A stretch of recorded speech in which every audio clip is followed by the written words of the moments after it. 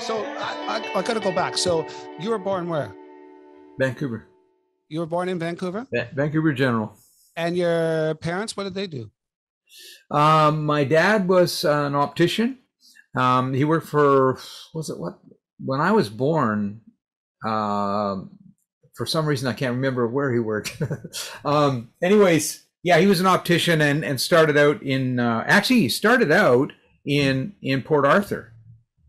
Oh, You know Port Arthur. Yeah, Port Arthur, Fort William, Thunder Bay. Fort William. Actually, it was Fort William. That's it. Okay. And anyway, then in Vancouver, you know, he was an optician, and then we moved to Vancouver Island, and he had his own business there, making glasses for people in Nanaimo.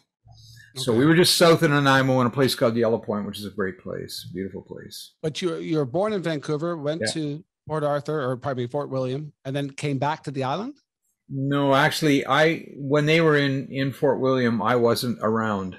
Then they came out to Vancouver, and I was born. Oh, I see. And then when going into grade 2, we moved to the island. Yeah. Oh, okay. So I was brought up on the beautiful Vancouver Island with the arbutus and the beautiful fir trees, and just across the road that went by, sort of like a highway, but it was a country road. In fact, it wasn't even paved. I could walk down to the water, and there was really nice people, the Pavies there. They'd let us use their dock and could swim. Whenever we wanted to go down to swim, we could do that. And he had a little rowboat tied up he had many boats, but he had this rowboat was especially for the kids around there who wanted to just get out and row around the bay. And you could just get in there, and you didn't have to ask permission. You just get in there and row around, right? What a sweet guy. Back in those days, there was a lot of neighbors like that back when we were growing up. Yeah. You know, it just seemed like a simpler time somehow. I don't know.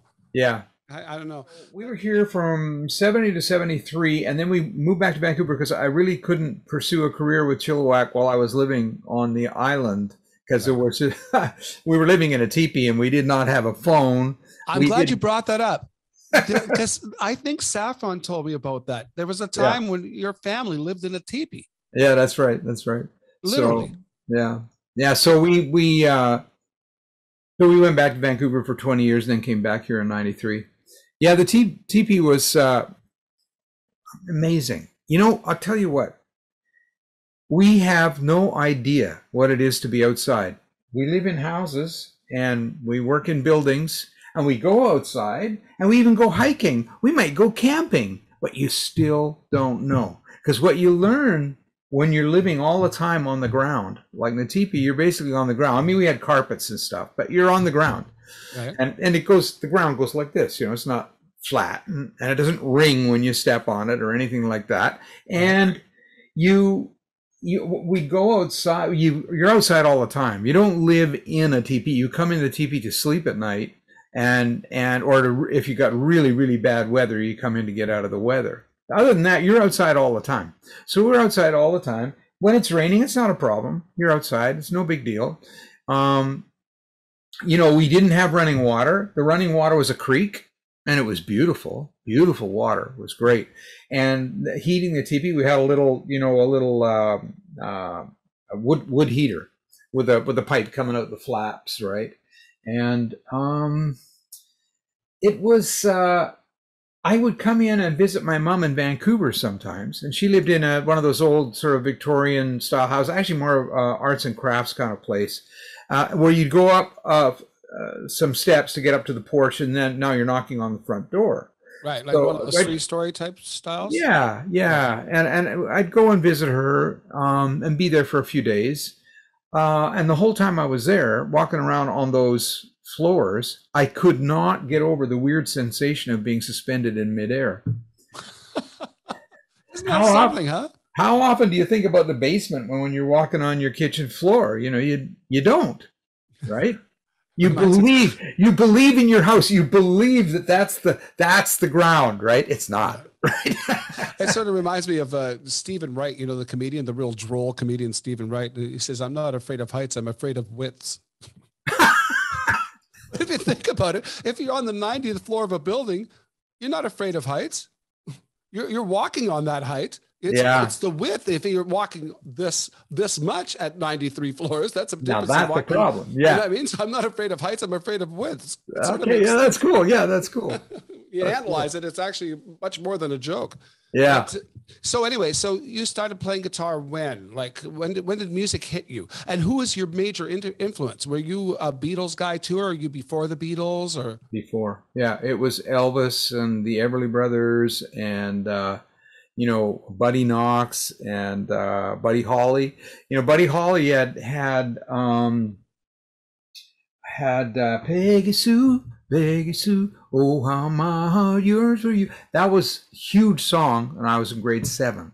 Right. So the music had been around, rock and roll had been around already for a couple years. Right. And it just exploded in my mind. That was the most incredible, exciting thing. I loved it, and I wanted to play guitar right away. So my parents gave me a guitar for Christmas. What kind? It was like a Stella. I don't know what it was. Acoustic though. Acoustics like. Yeah. Stella. It could have been a K. It could have been. Could have been a K. Exactly. They were probably all made in the same factory. Yeah. My next one was a K. I know that for sure. Because I went for about 3 years after that guitar was unfortunately destroyed. I went for about 3 years with no guitar, and I played a bit of sax, and I played piano, I played a bit of drums, and then I what was it now that got me? I can't remember what it was, but I said to my mom one day, I gotta have a guitar. So I went out and I got the K, right? And I figured out, oh, I know what it was. Piano. On piano, I figured out, I was playing, how if you take lessons, you're playing these songs, you don't really understand what you're playing. You're just learning the notes and you're playing them, right? And at a certain point, I get to C major and I'm going, and then I go up to F, and I went, whoa, shit, that's great. And I said, whoa, shit, I wrote a song.